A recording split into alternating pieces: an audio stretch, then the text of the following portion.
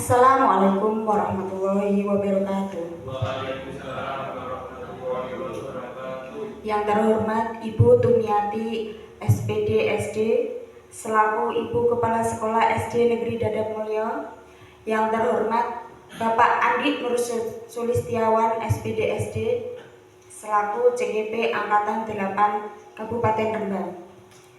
Yang kami hormati Bapak Ibu guru beserta karyawan SD Negeri Dadap Mulyo. Pertama-tama marilah kita panjatkan puja dan puji syukur kehadirat Allah Subhanahu wa taala yang mana telah melimpahkan nikmat sehat kepada kita semua sehingga kita dapat berkumpul dalam acara pada siang hari ini.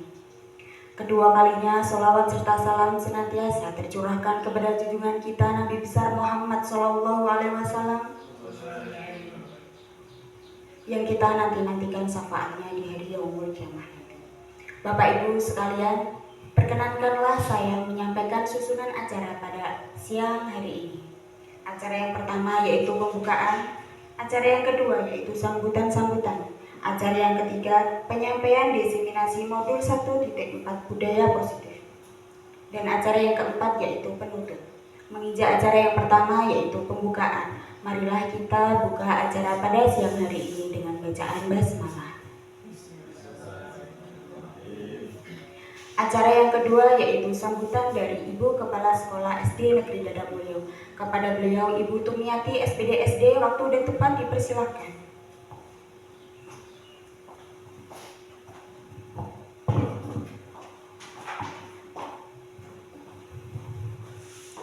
Assalamualaikum warahmatullahi wabarakatuh. Alhamdulillahirrabbilalamin. Assalatu wassalamu ala sayyidina Muhammadin wa ala alihi wa sahbihi ajma'in, amma ba'du. Kepada yang saya hormati Bapak Ibu guru, staf pengajar dan karyawan SD Negeri Dadap Mulyo, pertama marilah kita panjatkan puji syukur kehadirat Allah Subhanahu wa taala yang telah melimpahkan rahmatnya sehingga acara pada siang hari ini dapat terlaksana dengan baik. Yang kedua, sholawat serta salam marilah senantiasa kita haturkan kepada Nabi besar Muhammad SAW yang selalu kita nantikan syafaatnya pada hari kiamat nanti. Bapak Ibu, pada siang hari ini kita melaksanakan diseminasi modul 1.4 budaya positif yang akan di SD Negeri Dadap Mulyo yang akan disampaikan oleh Bapak Andi Nur Sulistiawan SPD selaku CGP Angkatan 8 Kabupaten Rembang. Sebelumnya saya mengucapkan terima kasih kepada Pak Andi yang telah mengupayakan acara pada siang hari ini terlaksana dengan baik, yang telah menyiapkan segala sesuatu perlengkapan ya, mulai dari banner, kemudian sound system, proyektor dan sebagainya. Semoga dengan terlaksananya acara pada siang hari ini dapat bermanfaat bagi Bapak Ibu guru dan tentunya bermanfaat bagi SD kita. Karena ini adalah acara diseminasi atau pengimbasan, semoga Bapak Ibu guru mendapatkan tambahan pengetahuan dalam masalah budaya positif di sekolah, sehingga nanti dalam pelaksanaannya Bapak Ibu guru bisa mengajak anak-anak didik untuk membiasakan budaya positif di sekolah. Nah, nanti mengenai materi secara detailnya akan disampaikan oleh Bapak Andi Sulistiawan. Demikian yang dapat saya sampaikan. Saya mohon maaf apabila terdapat perkataan yang kurang berkenan di hati Bapak Ibu. Wabillahi taufiq wal hidayah. Wassalamualaikum warahmatullahi wabarakatuh.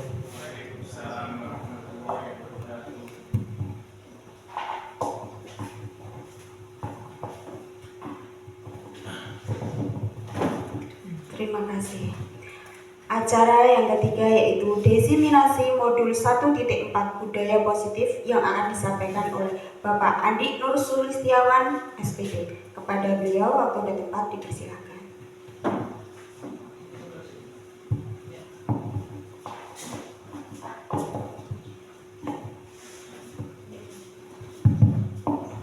Assalamualaikum warahmatullahi wabarakatuh.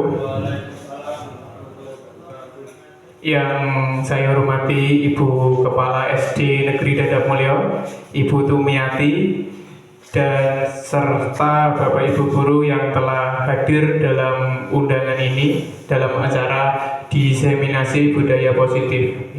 Perkenalkan, nama saya Andi Nur Sulistiawan. Saya calon guru penggerak Angkatan 8 dari Kabupaten Rembang. Pada kesempatan siang ini, saya akan memaparkan diseminasi budaya positif di sekolah. Adapun kegiatan pada siang hari ini, yaitu yang pertama, satu, mendapatkan pemahaman baru tentang konsep budaya positif di lingkungan sekolah yang berpihak pada murid. Kedua, memahami konsep disiplin untuk menciptakan murid dengan profil pelajar Pancasila. Dan yang terakhir yaitu memahami peran kita sebagai guru untuk membangun budaya positif dengan menerapkan konsep disiplin positif dalam berinteraksi dengan murid.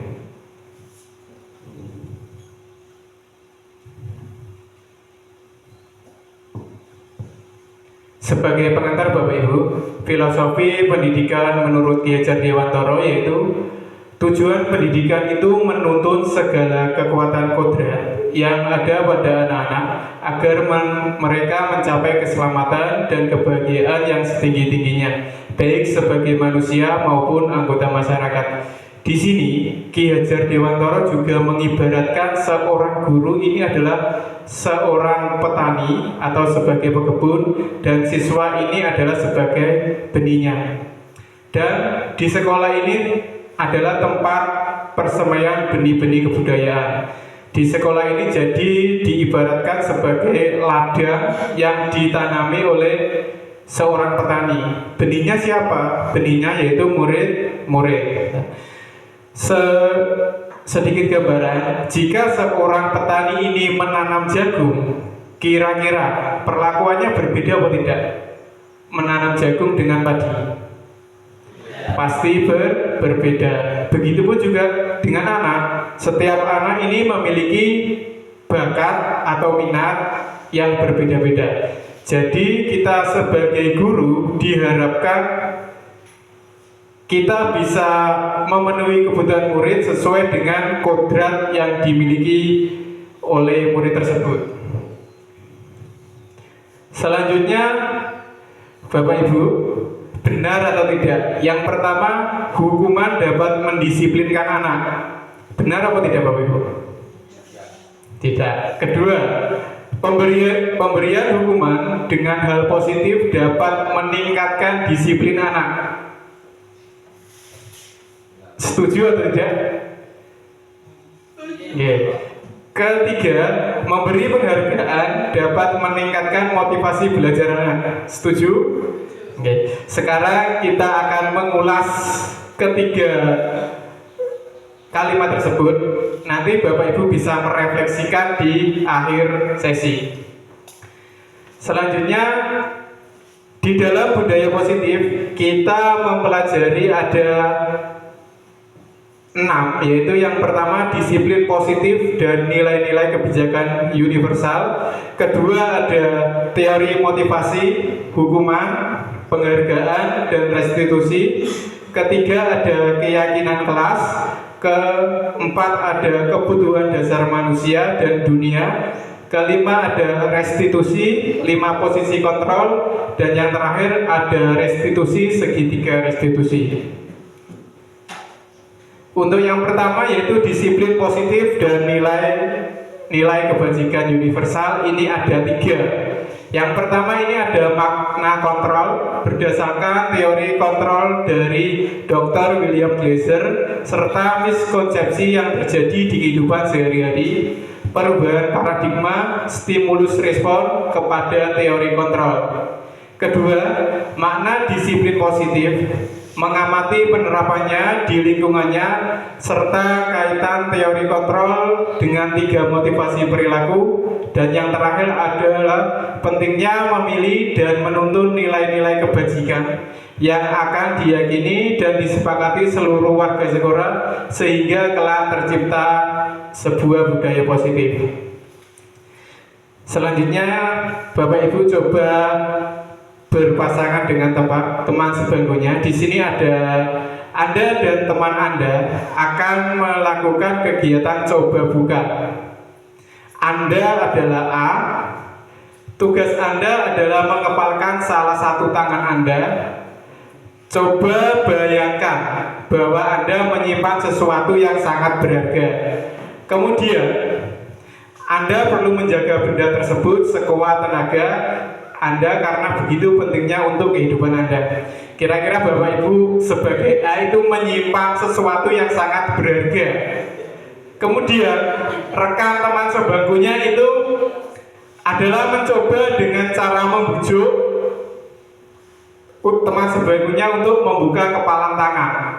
Teman B boleh membujuk, menghardik, mengintimidasi, memarahi, menggoda, menggelitik, bahkan menawari Anda uang agar bersedia membuka tangan. Kira-kira bisa diperhatikan Bapak Ibu? Kira-kira ada yang mau membuka atau tidak tangannya? Atau masih tetap kepalan? Tetap dikepal gitu. Jadi di dalam aktivitas ini pada intinya yaitu yang dapat mengontrol adalah diri kita sendiri. Dari aktivitas tadi ada yang bersedia membuka tangan dan tetap menutup kepala tangan. Jadi rata-rata di sini yaitu tetap bertahan menutup tangan. Siapa yang sesungguhnya memegang kontrol? Yaitu tentu diri kita sendiri. Meskipun diiming-imingi dengan tadi ada dia, ada membujuk, bahkan menghardik, tetap di posisi kontrol. Selanjutnya, ilusi guru mengontrol murid. Yang pertama, pada dasarnya kita tidak dapat memaksa murid untuk berbuat sesuatu jikalau murid tersebut memilih untuk tidak membukanya. Jadi kita tidak bisa tidak bisa melakukan kehendak kita untuk murid. Jadi murid itu tidak boleh dikontrol karena murid itu mempunyai kontrolnya diri sendiri. Yang kedua, walaupun tampaknya guru sedang mengontrol perilaku murid, hal demikian terjadi karena murid sedang mengizinkan dirinya dikontrol. Jadi diibaratkan ada siswa yang datang terlambat, kemudian disuruh untuk membersihkan halaman. Pada intinya kira-kira Bapak Ibu sebagai siswa itu mau atau tidak disuruh membersihkan? Jikalau Bapak Ibu ini di posisi siswa, mau atau tidak? Oke. Jadi di sini adalah murid mengizinkan dirinya dikontrol oleh guru. Selanjutnya yang ketiga yaitu saat itu bentuk kontrol guru menjadi kebutuhan dasar yang dipilih murid tersebut. Yang keempat, teori kontrol menyatakan bahwa semua perilaku memiliki tujuan, bahkan terhadap perilaku yang tidak disukai. Jadi teori kontrol ini memiliki banyak tujuan. Yang kedua yaitu ilusi bahwa semua penguatan positif, efektif dan bermanfaat. Yang pertama ini ada penguatan positif atau bujukan adalah bentuk-bentuk kontrol segala usaha untuk mempengaruhi murid agar mengulangi suatu perilaku tertentu. Adalah suatu usaha untuk mengontrol murid tersebut. Kedua, dalam jangka waktu tertentu, kemungkinan murid tersebut akan menyadari dan mencoba untuk menolak bujukan kita, atau bisa jadi murid tersebut menjadi tergantung pada pendapat sang guru untuk berusaha. Selanjutnya yang ketiga di sini ada ilusi bahwa kritik dan membuat orang merasa bersalah dapat menguatkan karakter. Yang pertama, menggunakan kritik dan rasa bersalah untuk mengontrol murid menuju pada identitas gagal. Mereka belajar merasa buruk tentang mereka. Mereka mengembangkan dialog diri yang negatif. Selanjutnya yang kedua, kadang kata sulit bagi guru untuk mengidentifikasi bahwa mereka sedang melakukan perilaku ini. Karena seringkali guru cukup menggunakan suara halus untuk menyampaikan pesan negatif. Selanjutnya, ilusi bahwa orang dewasa memiliki hak untuk memaksa. Ini biasanya orang tua dengan anaknya. Contohnya, kalau tidak mau makan, kira-kira dipaksa atau tidak, Bapak Ibu?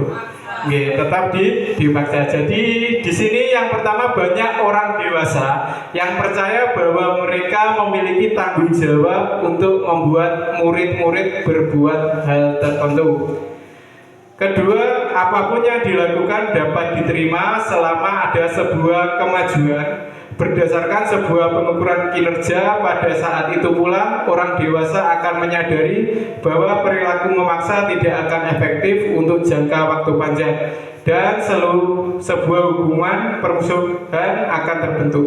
Jadi dalam kita memaksa anak itu dampaknya ke belakangnya akan buruk bagi anak. Ini merupakan motivasi eksternal. Selanjutnya ada makna disiplin. Kira-kira Bapak Ibu, makna disiplin itu apa? Tepat waktu. Selanjutnya taat peraturan. Sekarang makna disiplin. Makna disiplin itu berasal dari bahasa Latin atau disiplina yang artinya belajar. Kedua, makna asal dari kata ini berkonotasi dengan disiplin diri dari murid-murid Sokrates dan Plato. Ketiga, disiplin membuat orang menggali potensi menuju sebuah tujuan apa yang dihargai. Terakhir, namun dalam budaya kita, makna disiplin tadi disebutkan memang benar, kepatuhan, terus tepat waktu, sesuatu yang dilakukan seseorang pada orang lain untuk mendapatkan kepatuhan. Jadi benar. Umumnya menghubungkan kata disiplin dengan ketidaknyamanan, bukan dengan apa yang kita hargai atau pencapaian suatu tujuan mulia. Jadi makna disiplin ini berubah, Bapak Ibu, berubah menjadi kepatuhan, terus ada hormat juga, itu makna disiplin. Tapi makna asalnya yaitu disiplin itu belajar. Kemudian disiplin positif. Sebagai seorang pendidik, kita adalah menciptakan murid yang merdeka. Utamanya adalah disiplin diri, sehingga mereka berperilaku sesuai dengan nilai-nilai kebajikan dan memiliki motivasi intrinsik. Motivasi intrinsik ini adalah motivasi yang berasal dari dalam diri kita sendiri.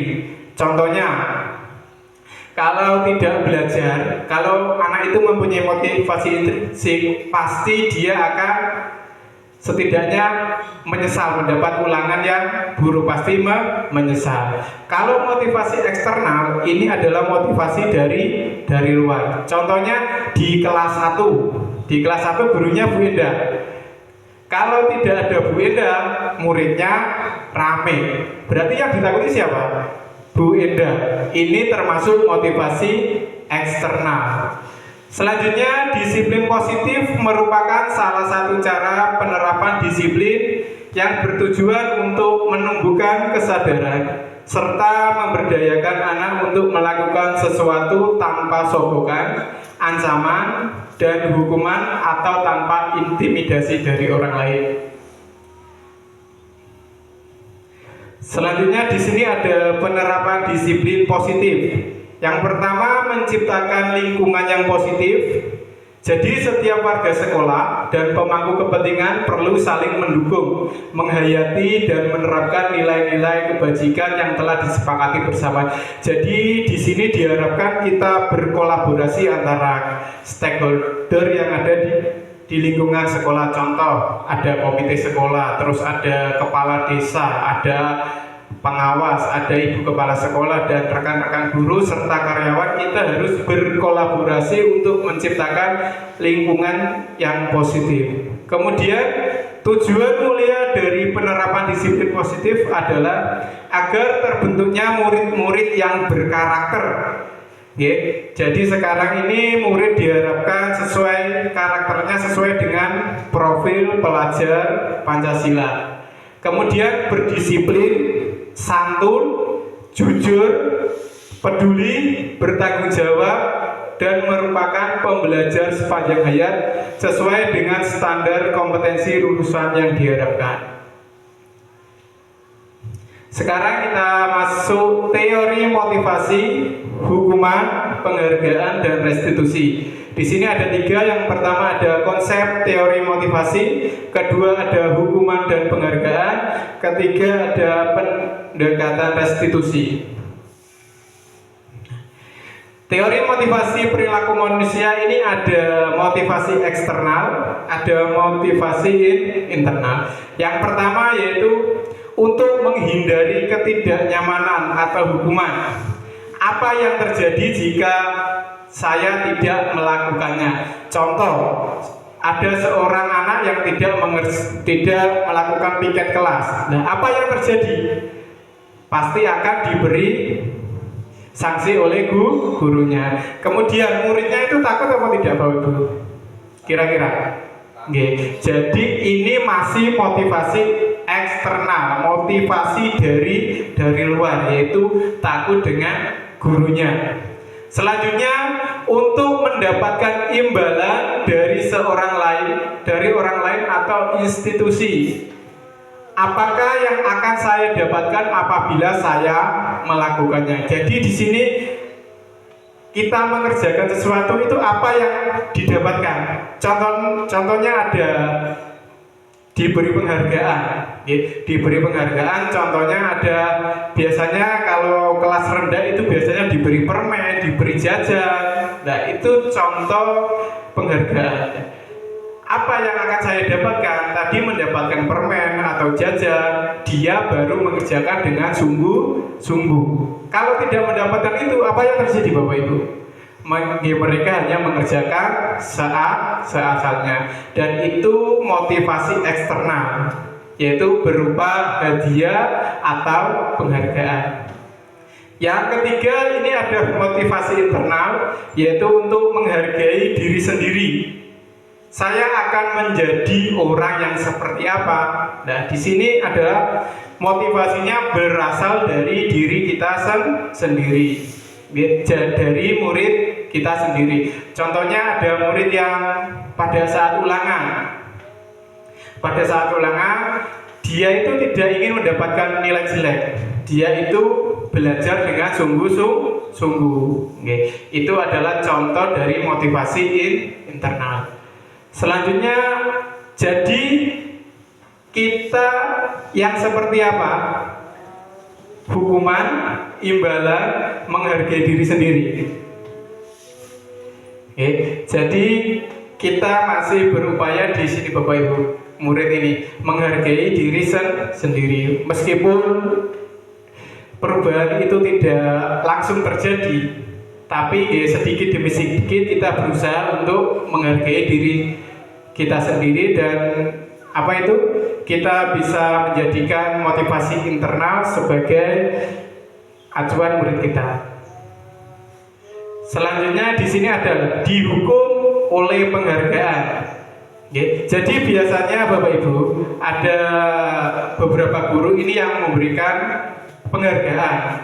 Penghargaan itu berupa dalam bentuk seperti tadi Bapak Ibu, ada permen, terus ada alat tulis, kemudian tepuk tangan, itu juga dihukum oleh penghargaan. Contohnya seperti ini Bapak Ibu, ada anak yang satunya itu pintar, yang satunya itu kurang pintar. Di sini yang pintar ini selalu diberi penghargaan. Contohnya ada penghargaan Tepuk tangan itu juga termasuk penghargaan Bapak Ibu. Oke.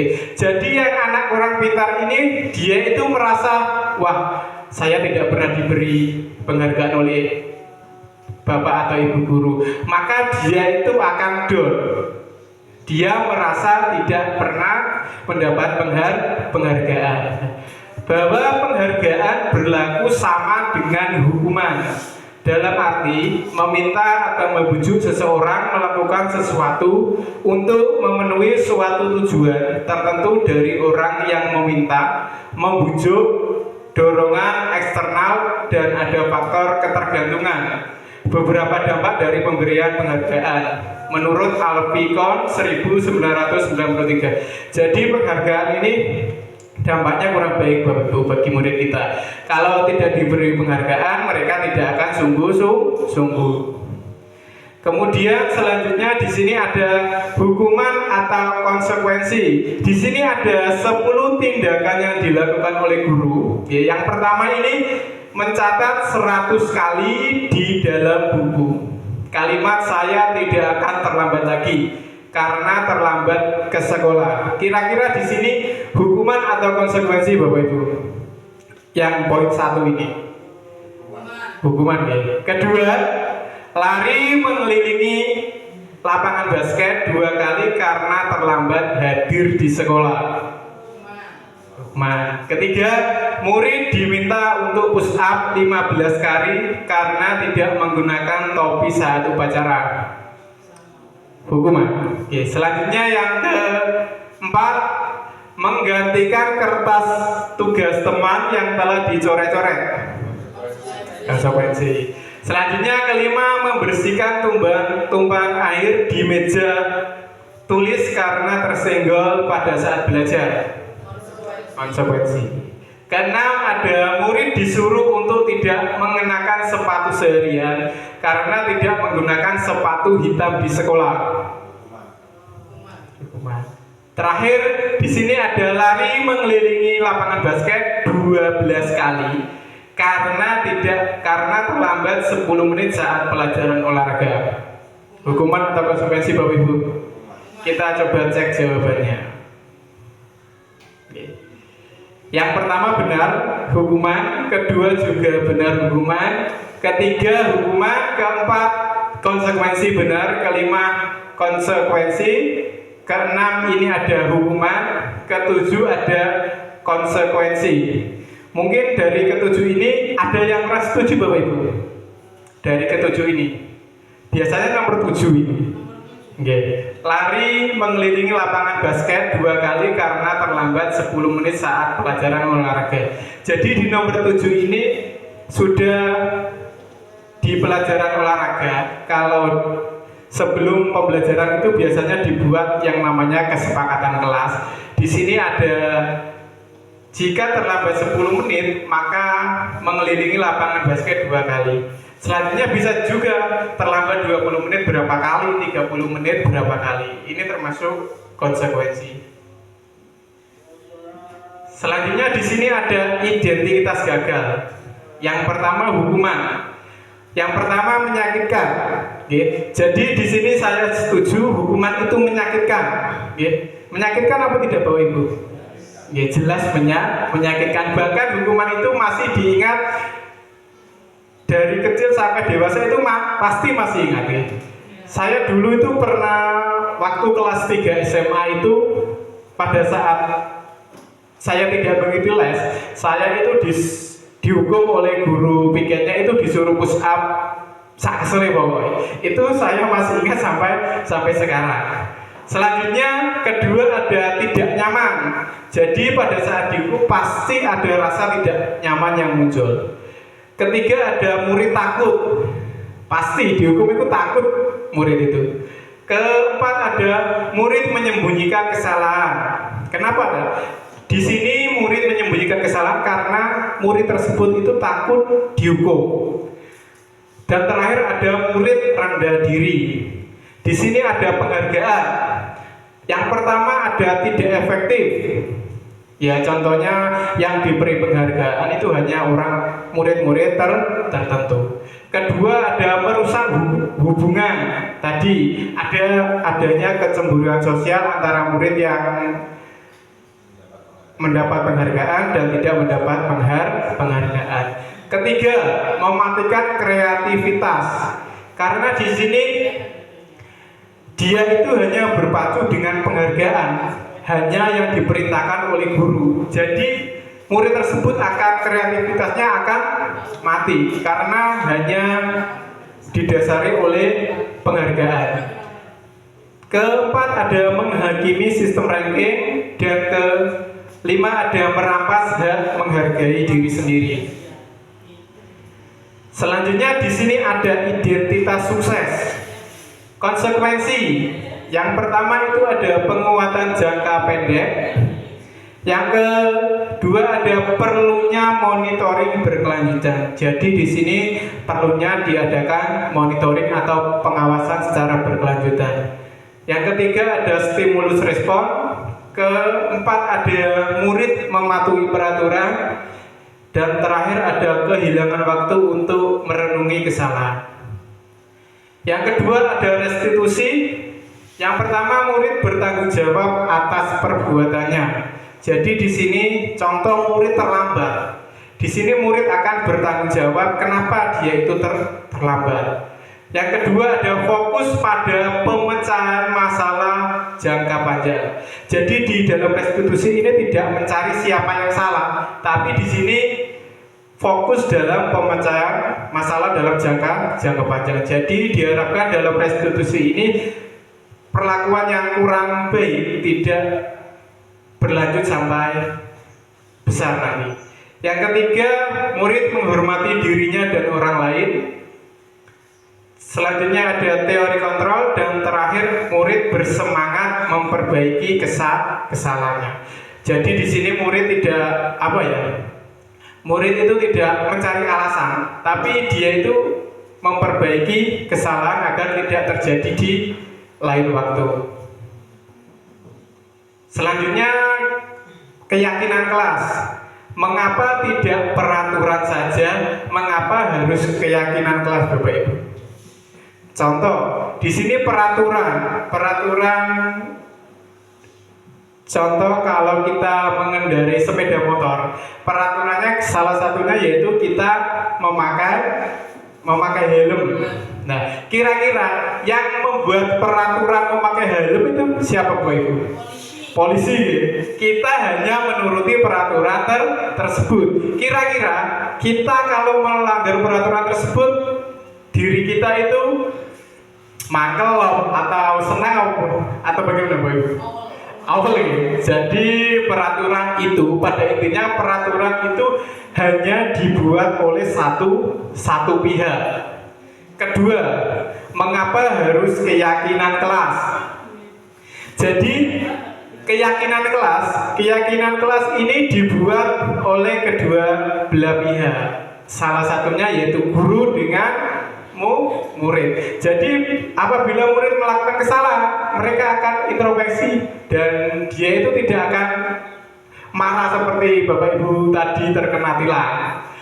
Untuk mendukung motivasi intrinsik, kembali ke nilai-nilai atau keyakinan lebih menggerakkan seorang dibandingkan mengikuti rangkaian peraturan-peraturan.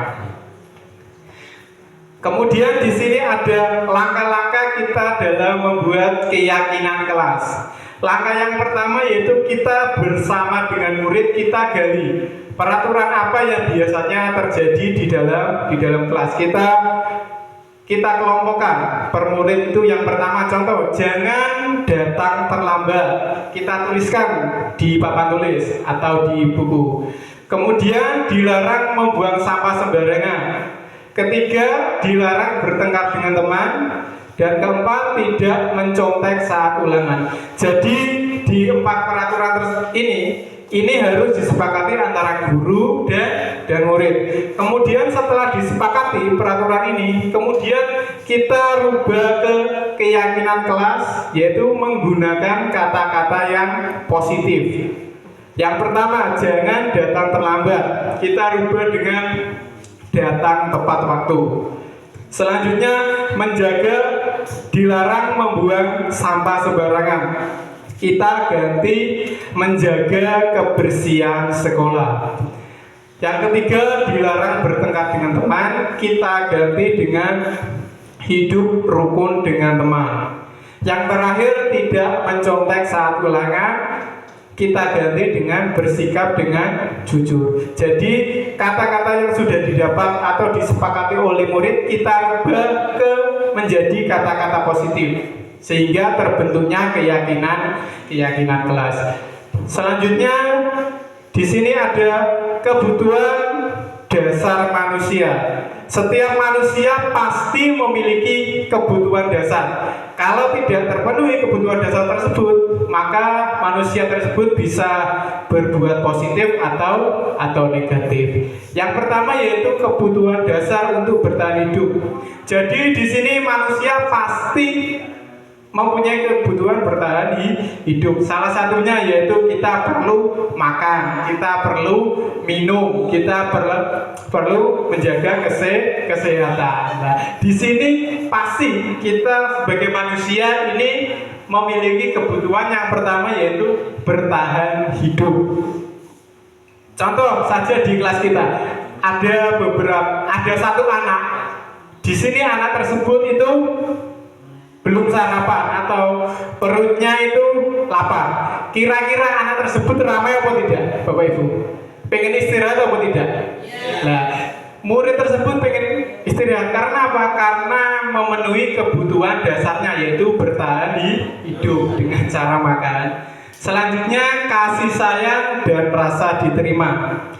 Kebutuhan psikologis, kebutuhan akan hubungan dan koneksi sosial, kebutuhan untuk memberi dan menerima kasih sayang, dan kebutuhan untuk merasa menjadi bagian dari suatu kelompok. Ini biasanya jika anak-anak ini kurang kasih sayang atau rasa diterima di rumah itu biasanya dilampiaskan di sekolah. Contohnya di sini ada anak tersebut itu senang, anak tersebut ini selalu mencari hal-hal atau perhatian kepada gurunya. Di sini adalah memenuhi kebutuhan untuk kasih sayang. Kemudian kesenangan. Kebutuhan untuk mencari kesenangan, bermain, tertawa. Jadi di sini Bapak Ibu kita pasti memiliki kebutuhan yaitu kesenangan. Salah satunya yaitu kita pengen rekreasi, terus kita pengen karaoke, itu juga termasuk memenuhi kebutuhan dasar yaitu kesenangan. Selanjutnya ada kebebasan. Pasti kita semua ini pengen bebas, tidak mungkin pengen terikat atau tertekan, itu pasti tidak mungkin. Kebutuhan akan kemandirian, otonomi, memiliki pilihan dan mampu mengendalikan arah hidup seseorang. Selanjutnya yang terakhir ada penguasaan. Keinginan untuk dianggap berharga, bisa membuat perbedaan, bisa membuat pencapaian, kompeten dan diakui dan dihormati. Ini adalah 5 kebutuhan dasar manusia. Yang pertama itu ada bertahan hidup, kedua ada rasa sayang dan diterima, ketiga ada kesenangan, dan keempat kebebasan, terakhir ada penguasaan. Selanjutnya di sini 5 posisi kontrol guru. Jadi seorang guru kita itu memiliki 5 posisi kontrol. Yang pertama kita sebagai penghukum. Yang kedua ada pembuat merasa bersalah. Ketiga ada teman. Keempat ada pemantau. Dan terakhir ada manajer. Ini adalah 5 posisi kontrol guru. Selanjutnya kita bahas satu persatu. Di sini ada 5 posisi kontrol tadi diuraikan dalam bentuk diagram ini. Yang pertama kita masuk ke penghukum. Kira-kira Bapak Ibu pernah tidak menghukum muridnya? Nah, jadi kita masih ada di posisi penghukum. Nah, guru berbuat, contohnya menghardik, menunjuk-nunjuk, menyakiti atau menyindir, itu termasuk penghukum. Selanjutnya guru berkata, kalau kamu tidak melakukannya, awas ya. Kalau kamu tidak mengerjakan PR, nanti disuruh Bapak keliling lapangan. Itu termasuk penghukum. Selanjutnya hasilnya apa dari penghukum itu? Memberontak, siswa akan memberontak. Selanjutnya ada menyalahkan orang lain dan berbohong untuk menghindari hukuman. Selanjutnya ada kaitannya dengan dunia berkualitas. Murid meletakkan guru di luar dunia berkualitas. Jadi panjenengan ini kalau sering menghukum, dia akan menempatkan Bapak Ibu guru di luar dunia berkualitas. Selanjutnya murid berkata, biarkan saja, nanti juga marah-marah lagi. Biasanya murid akan berbicara seperti itu karena sering dihukum. Selanjutnya, dampak pada murid mengulangi kesalahan. Jadi kesalahan tersebut akan terulang kalau kita masih dalam posisi penghukum. Ini termasuk identitas gagal Bapak Ibu. Karena murid tersebut takut dengan gurunya, termasuk motivasi ekstrinsik, motivasi dari luar. Selanjutnya kedua ada pembuat rasa bersalah. Di sini guru berceramah dan mengatakan, seharusnya kamu begini nak, ibu kecewa denganmu. Selanjutnya guru berkata, kamu seharusnya sudah tahu, ibu lelah sekali mengatakannya itu terus menerus. Hasilnya bagaimana? Murid menyembunyikan, menyangkal, dan berbohong. Kaitannya dengan dunia berkualitas, murid meletakkan guru di dalam dunia berkualitas. Selanjutnya murid berkata, maaf bu. Nah, maaf bu dengan alasan tertentu. Kemudian dampaknya bagaimana? Murid akan merasa rendah diri. Jadi di sini murid diibaratkan murid yang bersalah, murid yang bersalah, kemudian murid itu tersebut merasa rendah diri dan akan patuh dengan gurunya. Ini juga termasuk motivasi dari luar atau motivasi eksternal, masih dalam identitas gagal. Kemudian yang ketiga, teman. Guru membuat alasan untuk muridnya. Jadi di sini guru membuatkan alasan untuk muridnya. Guru berkata, ayo lakukan demi ibu. Selanjutnya, masa kamu tidak mau? Ingat, ibu pernah berkata. Selanjutnya hasilnya apa? Hasilnya murid akan ketergantungan. Murid akan tergantung kepada panjenengan semua. Selanjutnya kaitannya dengan dunia berkualitas. Murid meletakkan guru di dalam dunia berkualitasnya. Kemudian murid berkata, saya pikir bapak atau ibu teman saya ternyata begitu. Dampaknya bagaimana? Dampaknya murid akan lemah, kemudian tidak mandiri dan tergantung. Jadi murid ini akan tergantung dengan bapak ibu guru. Ini identitas sukses, tapi masih dimotivasi eksternal, yaitu motivasi dari luar. Selanjutnya di sini ada pemantau. Guru menghitung dan mengukur.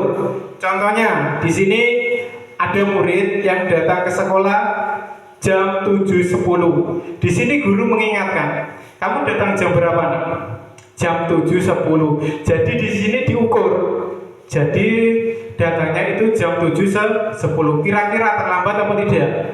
Terlambat ya. Selanjutnya guru berkata, apa peraturannya? Peraturannya tadi sekolah maksudnya jam 7. Jadi guru itu mengingatkan peraturan yang telah dibuat oleh sekolah. Selanjutnya hasilnya bagaimana? Menyesuaikan diri bila diawasi. Kalau tidak diawasi, nggih balik ngono nggih.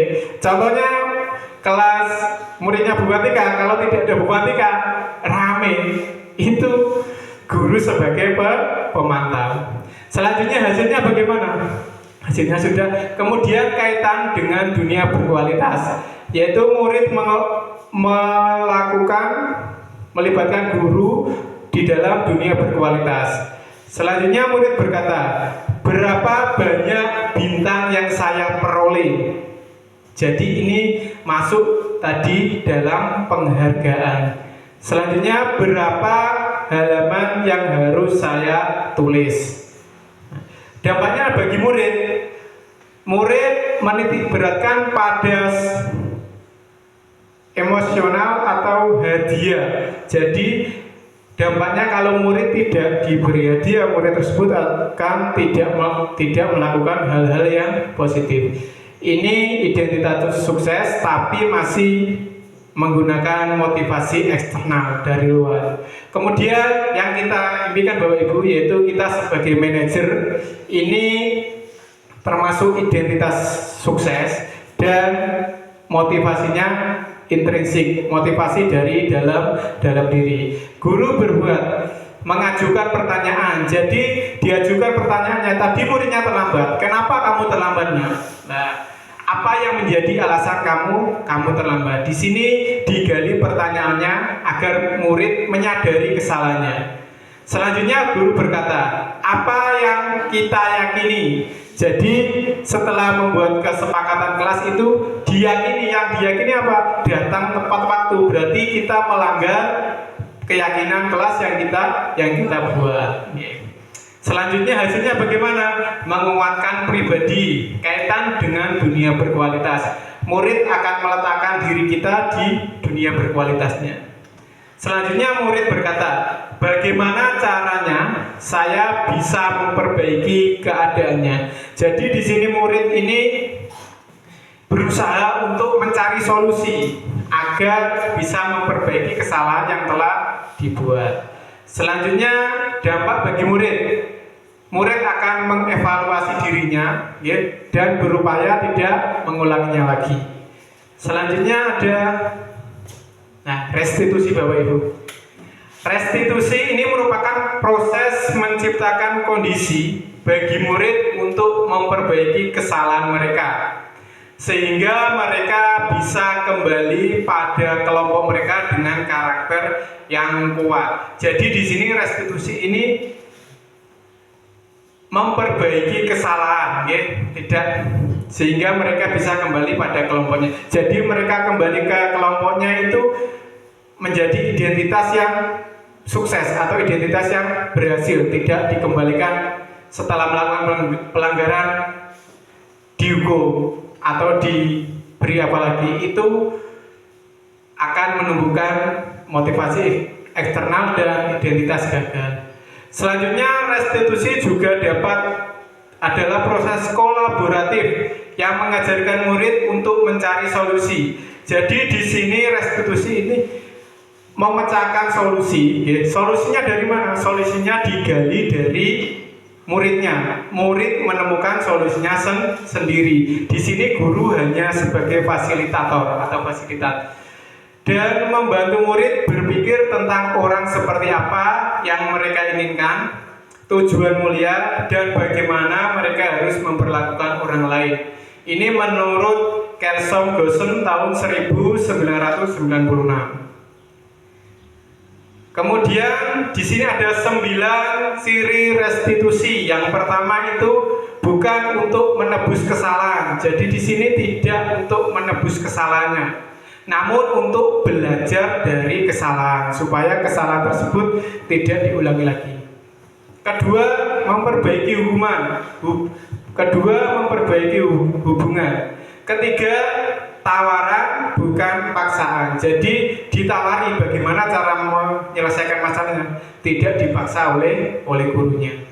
Keempat, restitusi menuntun untuk melihat ke dalam diri. Jadi kita ini menuntun murid untuk murid bisa menyelesaikan masalahnya sendiri.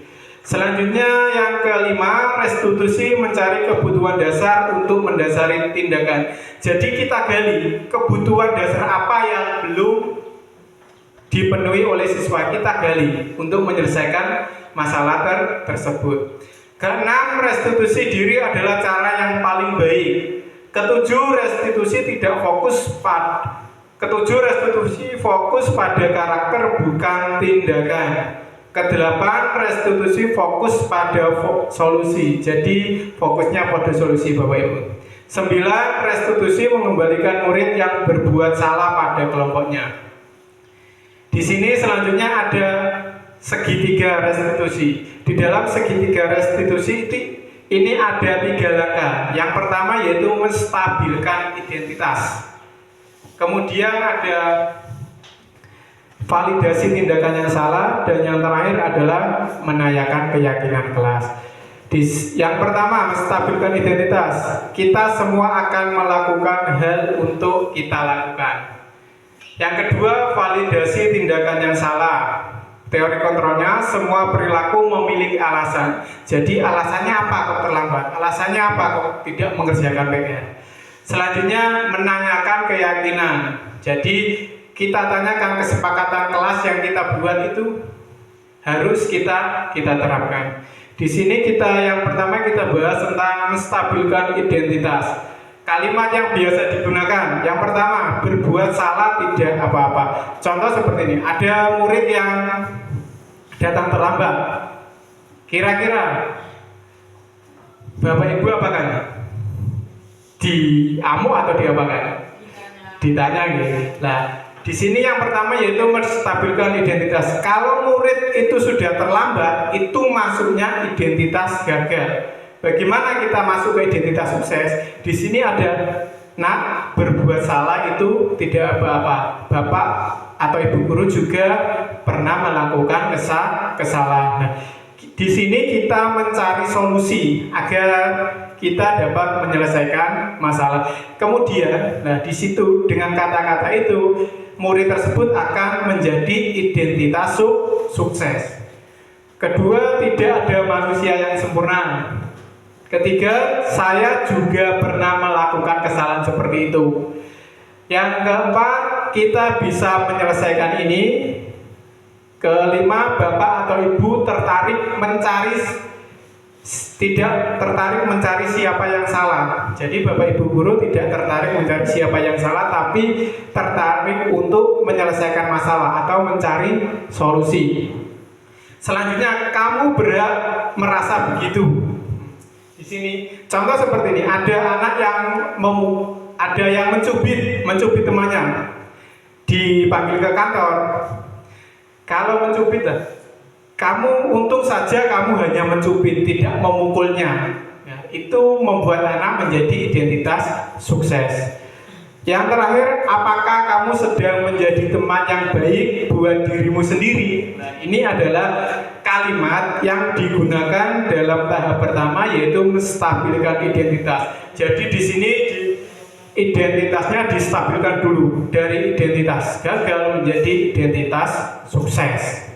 Setelah menjadi identitas sukses, kemudian langkah kedua yaitu validasi tindakan yang salah. Setelah menstabilkan anaknya, kemudian validasi tindakan yang salah. Kalimat yang bisa digunakan yang pertama itu, padahal kamu bisa melakukan yang lebih buruk dari ini. Contoh tadi mencubit, kamu mungkin saja bisa memukul atau apalagi. Nah, itu adalah padahal kamu bisa melakukan yang lebih buruk lagi. Kedua, kamu pasti punya alasan mengapa melakukan hal itu. Jadi di sini murid ditanya, pasti memiliki alasan mengapa murid itu mencubit temannya. Mungkin murid itu digoda atau dibully. Nah, itu menjadi salah satu alasan. Yang ketiga yaitu kamu patut bangga pada dirimu sendiri karena kamu telah melindungi sesuatu yang penting buatmu. Yang terakhir, kamu boleh mempertahankan sikap itu, tapi kamu harus menambah sikap yang baru. Contohnya sikap sabar dan sebagainya.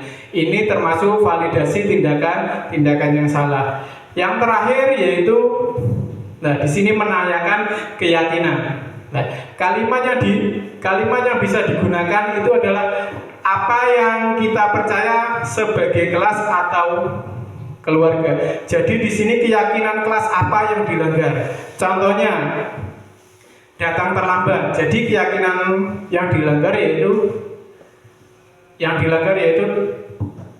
datang tepat waktu.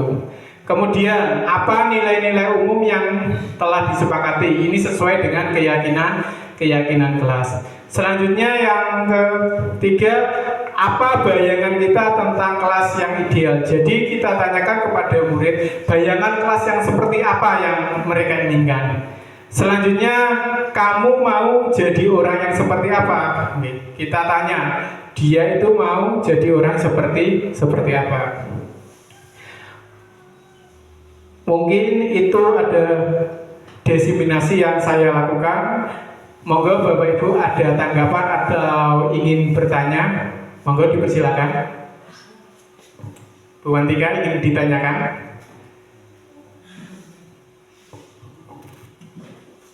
Atau Pak Adi atau Bu Indah?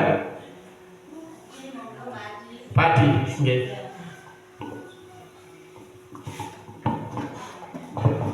Assalamualaikum warahmatullahi wabarakatuh. Terima kasih atas waktunya dari Pak Andi. Nah, sebelum saya mengikuti pemaparan dari Pak Andi, ternyata saya kira selama ini saya sudah melakukan restitusi sebelum saya mengetahui apa teorinya. Nah, padahal ternyata sebelumnya ketika ada murid yang mungkin berbuat salah, secara tidak sadar kita sudah melakukan pola-pola dalam posisi kontrol. Nah, dalam restitusi mungkin ketika tadi murid membuang sampah sembarangan biasanya. Nah, ketika murid membuang sampah sembarangan, kita tanya, loh, kok membuang sampah di sini? Apakah benar? Oh, ternyata tidak. Nah, akhirnya kita menguatkan identitasnya ternyata. Kita tanyakan, oh, bang, apa? Tidak apa-apa. Ya namanya manusia, mungkin kita terbiasa hidup bersih atau hidup kotor, padahal kamu bisa melakukan hal yang lebih, nah ternyata kita tanyakan.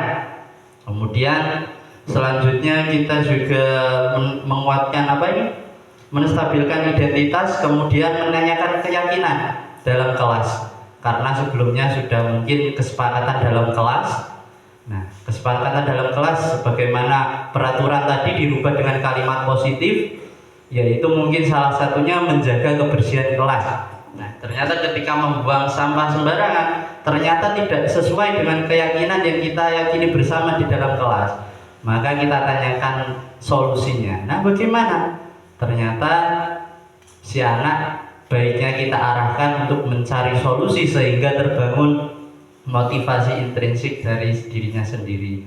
Nah, mungkin secara tidak sadar kita sudah mengetahui dasar-dasarnya, bisa jadi dari pemaparan Pak Andi mungkin kita kembangkan yang lebih sempurna. Terima kasih atas waktunya Pak Andi.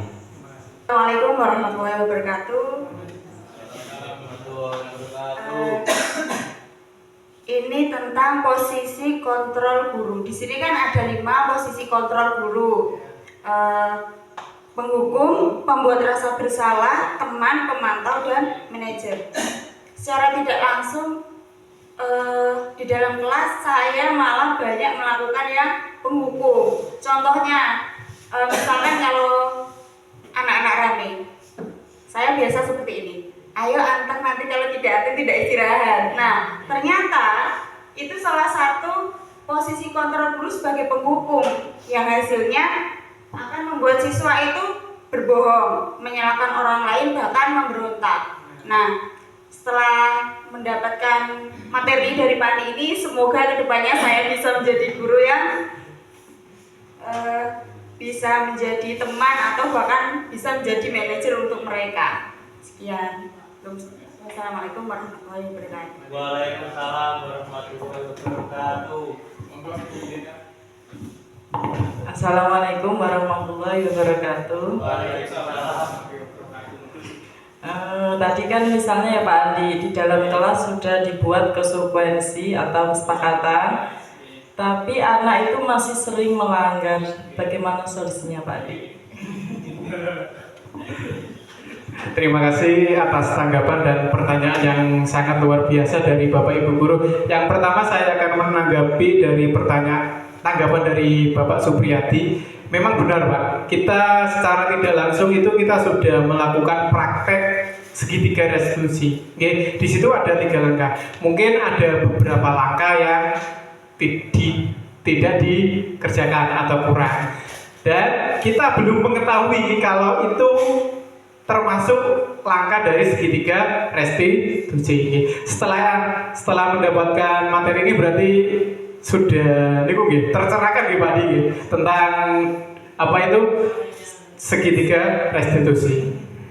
Selanjutnya untuk kedua Bu Indah, tanggapan dari Bu Indah. Tadi Bu Indah 5 posisi kontrol sebagai penghukum. Memang kita tidak dipungkiri, kita itu masih sebagai penghukum, tapi tidak mungkin kita menghukum langsung menjadi manajer. Tapi kita bisa secara bertahap atau secara dilakukan bertahap, kita berusaha untuk menjadi manajer agar murid kita juga menjadi yang lebih baik lagi dan sadar pentingnya pendidikan. Selanjutnya Bu Antika tadi ada pertanyaan, bagaimana jika anak selalu melanggar Bu Antika? Itu pertanyaan yang sangat bagus sekali. Jika anak yang selalu melanggar, yang pertama yang dapat kita lakukan yaitu kita berkolaborasi dengan yang pertama di lingkungan sekolah. Kita bisa berkolaborasi dengan rekan guru, kepala sekolah, bagaimana cara menyelesaikan atau mencarikan solusi dari anak tersebut. Kemudian kita juga bisa berkolaborasi dengan orang tua. Kita berkolaborasi dengan orang tua bagaimana anak tersebut sikapnya di rumah. Tapi tidak semudah itu Bapak Ibu. Kita perlu proses. Tidak mungkin menggunakan segitiga restitusi inilah berhasil, itu tidak mungkin. Kita pasti memiliki proses yang cukup panjang. Tapi diharapkan lambat laun kita bisa menerapkan segitiga restitusi dengan baik dan kita diharapkan sebagai manajer. Mungkin ada tambahan lagi Bapak Ibu yang ingin bertanya atau memberikan tanggapan? Sampun terima kasih. Hanya itu yang dapat saya sampaikan. Apabila ada kata-kata atau perbuatan yang kurang berkenan, saya minta maaf. Wassalamualaikum warahmatullahi wabarakatuh.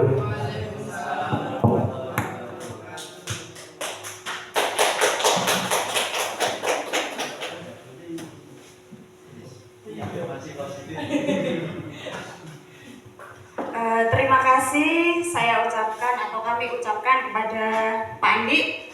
Semoga materi yang disampaikan membawa manfaat untuk kita semua. Dan Bapak Ibu sekalian, demikian acara pada siang hari ini. Mari kita tutup acara ini dengan bacaan hamdalah.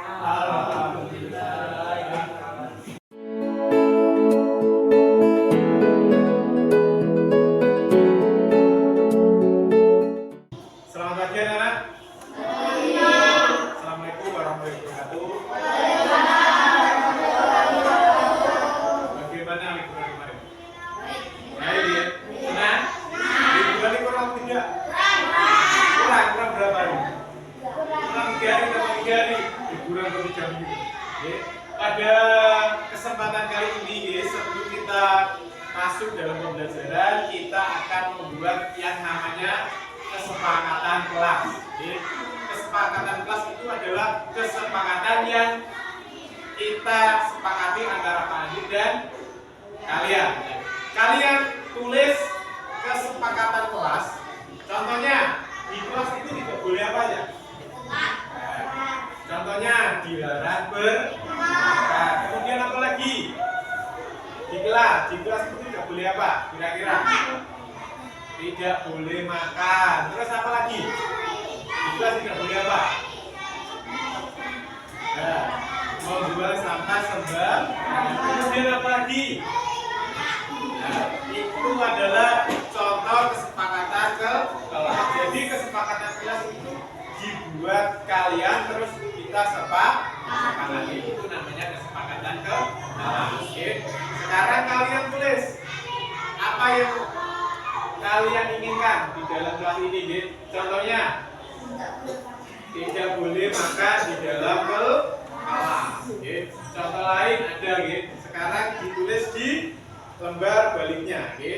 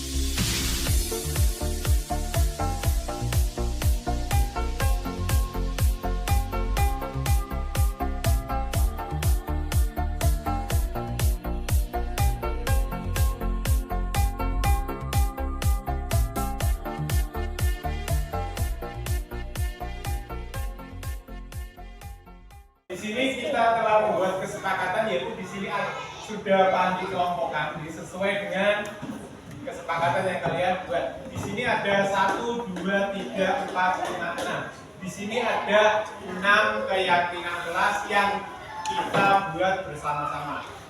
Nah, kita tuliskan di papan tulis. Keyakinan kelas 6. Yang pertama, di sini yang pertama, kalau mau keluar harus izin. Kesepakatannya bagaimana? Meminta izin saat keluar kelas. Kesepakatan yang pertama yaitu meminta izin saat keluar kelas. Selanjutnya di kelompok kedua ini, tidak membuang sampah di kelas. Keyakinannya bagaimana? Keyakinan kelasnya yaitu membuang sampah pada tempatnya. Oke, nggak apa-apa. Membuang sampah pada tempatnya. Sekarang ketiga ini tidak boleh menyontek saat ulangan. Keyakinannya bagaimana? Mengerjakan soal dengan semampunya. Jadi keyakinan kelas yang ketiga yaitu mengerjakan soal semampunya.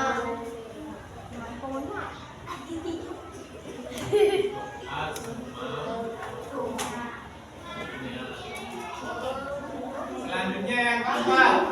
Yang keempat ini tidak boleh berbicara saat pelajaran. Berarti apa ya?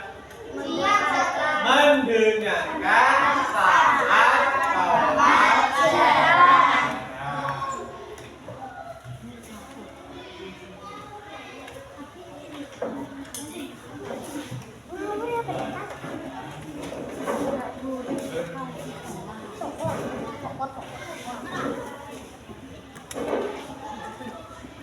Selanjutnya, yang kelima yaitu tidak boleh bertengkar. Keyakinan kalian bagaimana?